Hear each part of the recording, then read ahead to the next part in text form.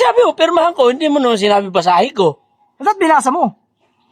Aba, Mamayang gabi, dadali namin sa iyo yung patay, imbalsamuhin mo, ha?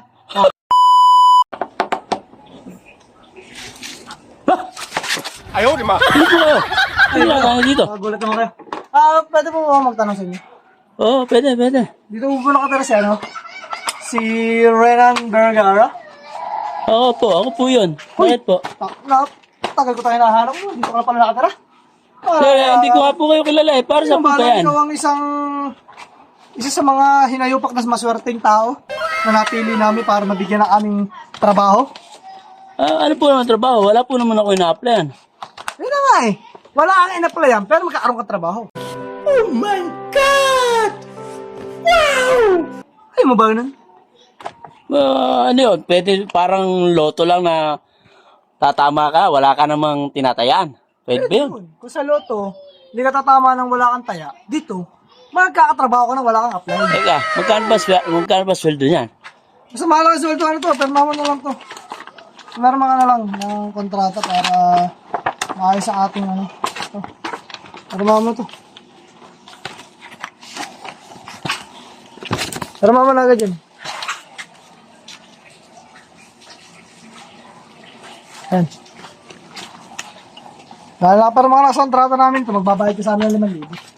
Ha? Ayaw, di ma. Ako lang. Yung kala mo bibigyan mo ako trabaho. Oo, down payment para sa trabaho. Down payment para sa trabaho. Dapat nga ikaw papasweldo sa akin eh. Ganun, magkakasweldo ka. Pag nagtrabaho, pag nag-umpisa na trabaho mo. Eh bakit ako magbabayad sa'yo ng 5,000? Eh hindi pa nga ako nag-umpisa sa Loan trabaho. yun. Yung pinarma mo, loan. Nag-loan ka na agad ng 5,000. Loan? 5,000 yun. May 3,000 ka, 2,000 sa akin. Ako nag-aasikaso nun.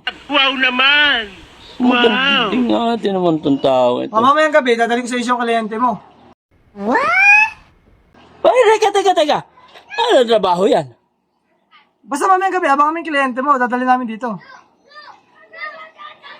Gabi. Oo. Kasi night shift lang yung meron.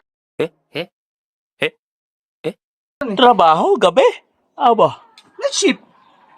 Diba, napakaswerte mo nila lang. Night shift ka pa, pang gabi. Yung iba, gustong-gusto ng trabaho pang gabi. Wala makakuha. Kasi ikaw nagre-reklamo ka pa. Ano klase ka pa naman kumag ka?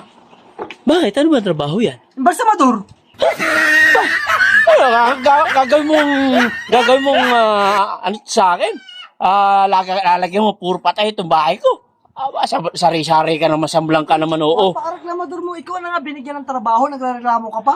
Isipin mo naman, ako magbabayad siya ng 5,000, pagkatas bibigyan mo ko trabaho, embalsamador. Oo. Ay, syempre ako nag-aasikaso ng papeles mo, malamang loan yung pinirma mo. Hindi mo pa binabasa? Sabi ko lang pumirma ka. Ba't di mo binasa? Eh sabi mo, pirmahan ko, hindi mo naman sinabi basahin ko. Ba't binasa mo? Mamayang gabi, Aba, dadali namin sa iyo yung patay, imbalsamuhin mo, ha? Bahala ka na sa gagawin mo mamaya, Ayaw, ha? di ma. Pagkarma ka na, yung 5,000, sa akin yung 2,000, sa iyo 3,000. Tapos yung patay, dadali namin. Teka. Imbalsamuhin mo. Akin, papel ko, papel. Okay na. Akin. Uy, saan mo punta?